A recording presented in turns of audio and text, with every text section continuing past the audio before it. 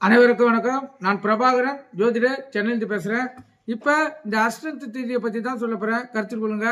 அஷ்டம தேதியில் எந்த சுபகாரியங்களையும் செய்யக்கூடாதுன்னு சொல்லி முன்னோர்கள் சொல்லுவாங்க. அதை பற்றி தான் சொல்கிறேன், கருத்தில் கொண்டு பயன்படுங்க. கோகுல அஷ்டமி திதியில் ஸ்ரீ கிருஷ்ணன் அவதரித்து அனைவருக்கும் தெரிஞ்ச விஷயம். அவர் அந்த திதியில் பிறந்த காரணத்தினால் அவர் எண்ணற்ற கஷ்டங்களை அனுபவித்தார்.